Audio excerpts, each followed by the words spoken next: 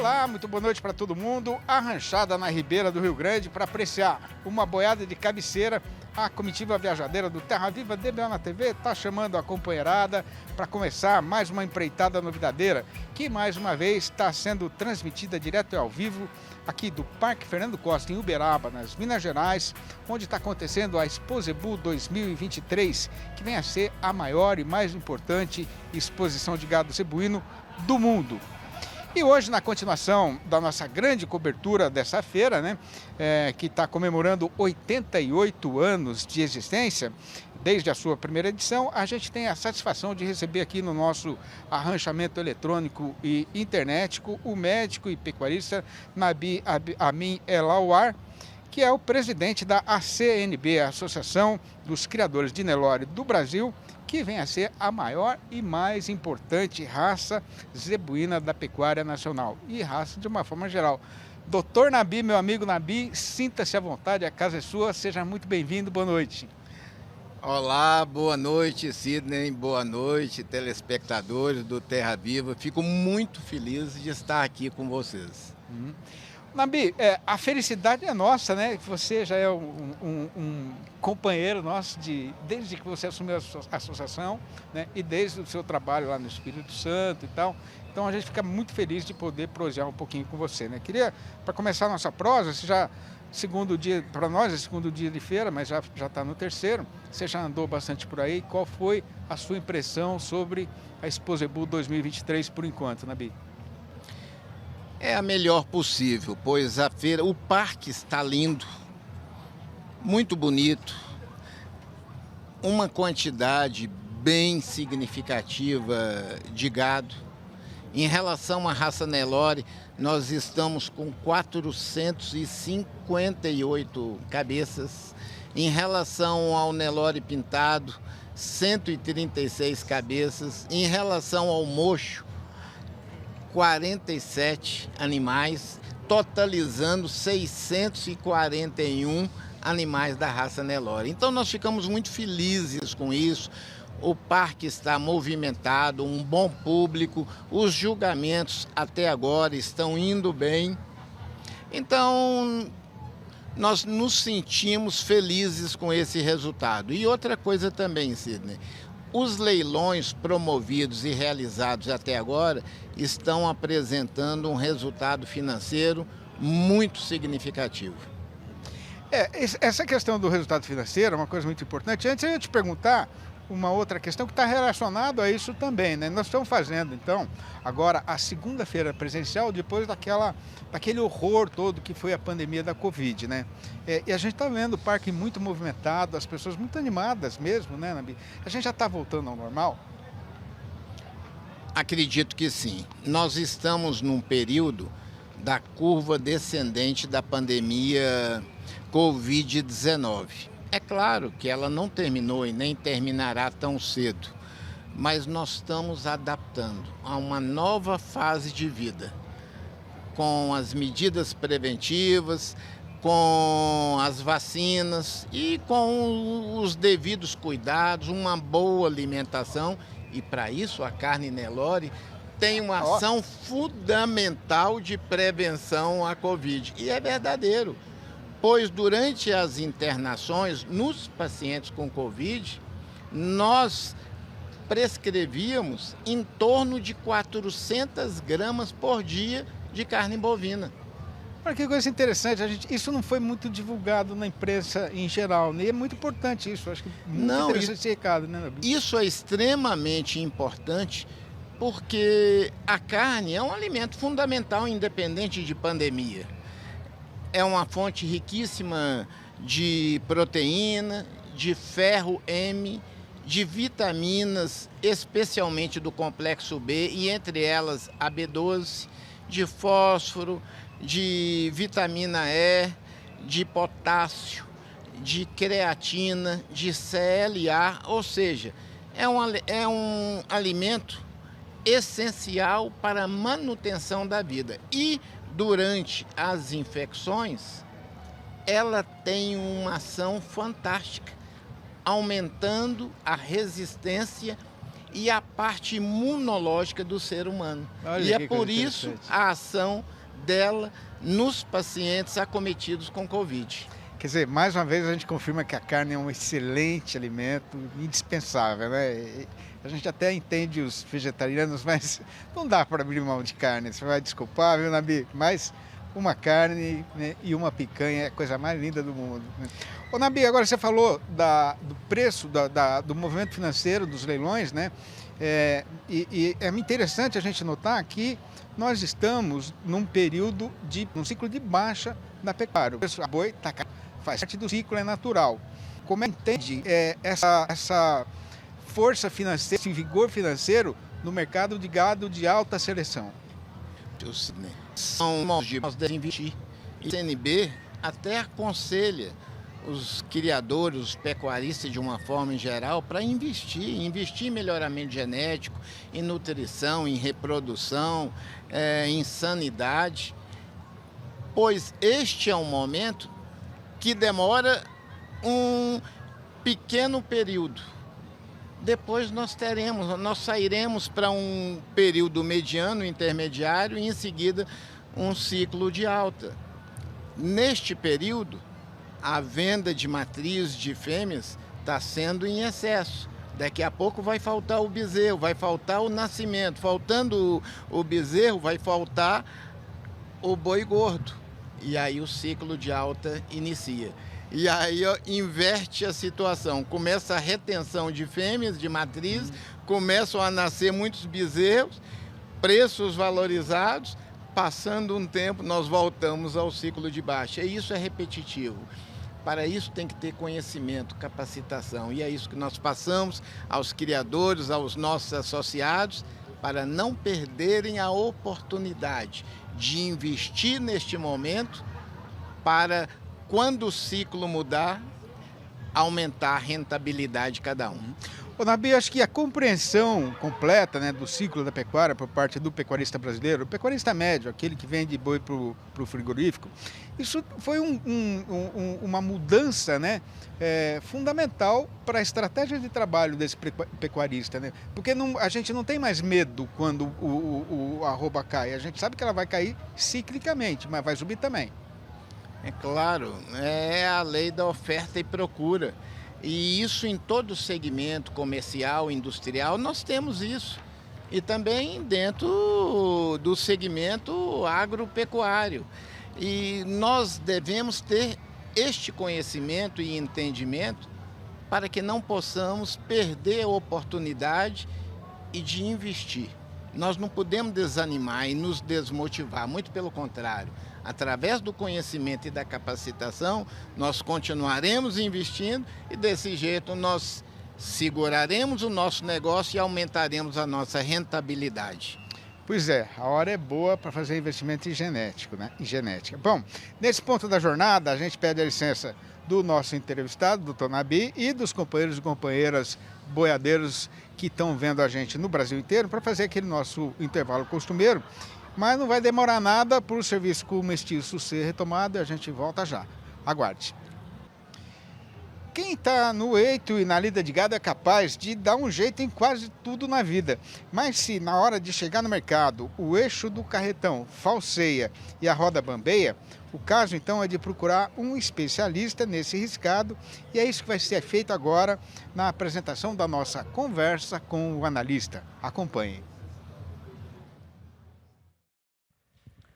Olá pessoal, Felipe Fabre, zootecnista e analista de mercado aqui da Scott Consultoria, e hoje vamos falar sobre o mercado do boi gordo, fechamento do mês de abril, né?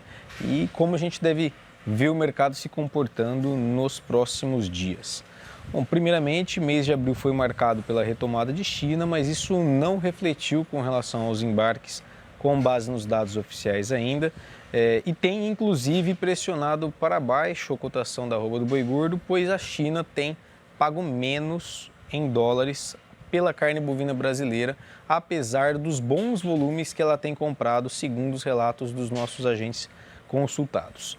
Outro fator que tem colaborado com esse viés baixista também, mesmo com a volta da exportação para a China, é o dólar abaixo dos R$ 5 no mês de abril, praticamente primeira e segunda quinzena trabalhando abaixo dos R$ 5,00. Isso tem pressionado a margem das indústrias exportadoras, que com uma tonelada de carne bovina sendo embarcada a preços menores para o gigante asiático, tem tirado ímpeto com relação à compra para a boiada gorda. Depois daquele primeiro soluço que nós vimos pós-volta de China, entre o dia 23 de março e o finalzinho de março, o começo de abril, as escalas foram preenchidas e o pessoal foi tirando o pé do acelerador. Além disso, a virada de estação começou a pressionar a capacidade de suporte das pastagens e a gente passou a sentir aquilo que nós chamamos de desova, entre aspas, de final de safra, com um maior volume de gado sendo ofertado pelo pecuarista. Nesse contexto, o preço para o boi gordo nas principais praças produtoras Brasil afora caíram. Para nós termos uma ideia, hoje no Tocantins a referência chegou a menos de R$ 200 para a vaca gorda. Então, os preços têm trabalhado bem pressionados nos últimos dias e devem assim seguir em curto prazo. Tá? Quando a gente para analisar o cenário já para um médio prazo, olhando para um segundo semestre, provavelmente a gente pode ver até uma retomada com relação aos preços, mas não é o que o mercado futuro tem nos apontado, não é o que nós temos visto hoje na tela dos contratos para outubro, referência para o segundo semestre, quando a gente para analisar o ágio sobre a referência vigente hoje no mercado físico. A gente tem trabalhado com um contrato para outubro próximo de R$ 280 por arroba. Então, o mercado futuro tem se apoiado muito na expectativa de um custo de produção menor para o gado de confinamento no Brasil nessa temporada. Isso realmente deve acontecer. O preço do milho e do farelo de soja estão despencando literalmente em função de uma super safra chegando no país e uma reposição muito mais em conta do que no ano passado. Então, nesse contexto, a gente não vê uma expectativa de preços maiores comparativamente a esses últimos dias para o segundo semestre. Podemos ter alguma movimentação positiva? Podemos, porque a China deve comprar mais esse ano, mas tem muitos fatores aí para a gente levar em consideração. É um ano de descarte de fêmeas para 2023, então isso tudo deve limitar uma potencial alta que venha a ocorrer ao longo do segundo semestre. Bom, pessoal, siga nos acompanhando para maiores informações. Até a próxima! E estando o serviço com mestiço já bastante adiantado, nesse ponto da estrada a gente já está passando da metade da jornada que foi planejada para o dia de hoje, de modo então que a hora é recomendada para fazer mais um intervalo ligeiro, para a turma lá da televisão poder apresentar os comerciais que sustentam a nossa apresentação aqui na televisão. E quando a gente voltar do intervalo, vai ser para apresentar o noticiário e o nosso comentário a respeito do movimento de dia no mercado do boi gordo e também para dar finalmente a nossa prosa com o pecuarista Amin Elauar, presidente da ACNB, a Associação dos Criadores de Nelore do Brasil. É um minutinho só e o Terra Viva DBO na TV já volta. Aguarde. Estamos de volta com o Terra Viva DBO na TV, que hoje mais uma vez está sendo transmitido para o Brasil inteiro, ao vivo e direto aqui do Parque Fernando Costa, em Uberaba das Minas Gerais, onde está acontecendo a 88ª edição da Expo Zebu, a maior e mais importante exposição de gado zebuíno do mundo. E o que tem para ser contado é que, conforme o companheiro e a companheira fazendeiros devem ter reparado, o nosso mercado pecuário praticamente desconheceu a virada do calendário, e o carretão continuou aí embicado na descida do estradão. A parte principal da explicação para essa situação, que aliás não chega a ser nenhuma novidade para ninguém, principalmente para os nossos companheiros pecuaristas profissionais, é que com o avançamento do calendário, o céu já está indicando chuva, Nabi? E agora não demora para que nas invernadas a pastagem fique cada vez mais amarelada. O resultado aqui é a oferta de gado terminado nem está assim tão grande, mas é maior do que a demanda. E o comprador de boiada está aproveitando aí a ocasião para correr o trecho com o facão derriçador de preço na mão. Para complicar um pouco mais a situação, o setor exportador de carne bovina ainda não recuperou o vigor que ele tinha antes da suspensão dos embarques para a China. E com a queda da procura, o preço do animal criado para o mercado internacional está praticamente igual ao do nosso boi comum aqui do mercado nacional, né? Não chega assim a ser uma grande solução, né? Nem uma compensação para o companheiro pecuarista, né? Mas agora não demora muito para que o trabalhador empregado comece aí a receber o pagamento do salário, né?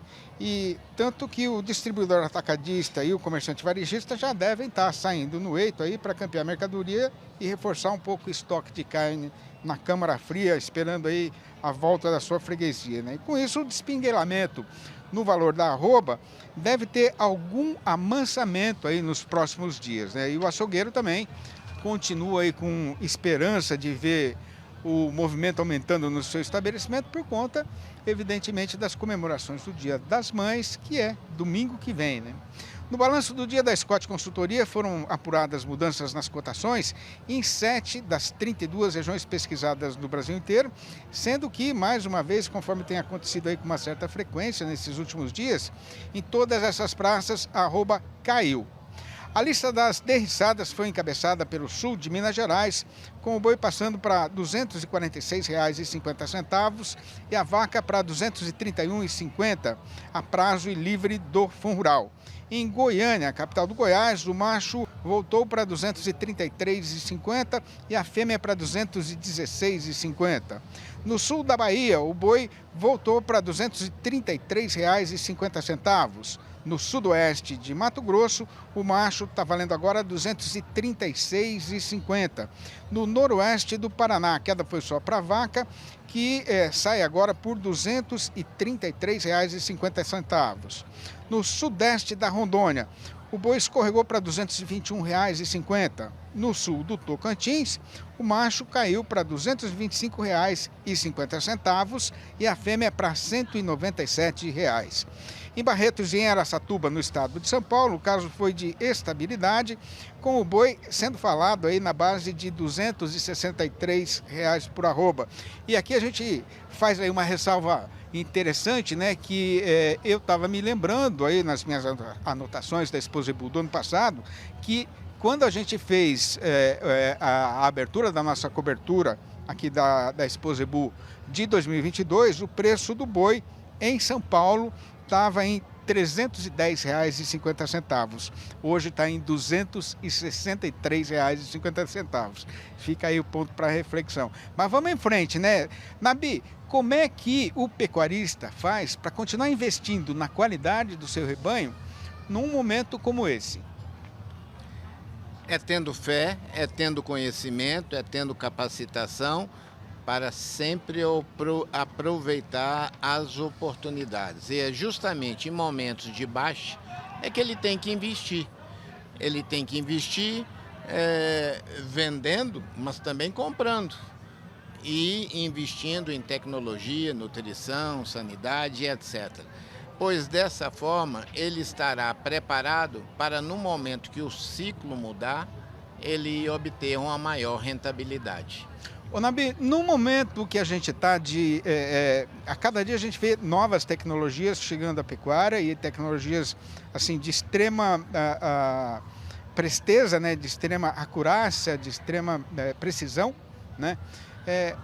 Numa situação como essa, nesse contexto que a gente está hoje, a pista, esses julgamentos que a gente vê, como esses que a gente vê na Exposebu, ainda tem serventia para o pecuarista? É claro.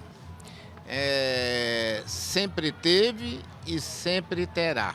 É claro que alguns ajustes no decorrer dos anos acabam acontecendo. E é tanto assim que o animal que circula a pista hoje, ele tem algumas mudanças em conformação, em carcaça do que os que percorriam as pistas passadas. Mas é uma seleção. A seleção visual é muito importante, como também a de números, a de dados.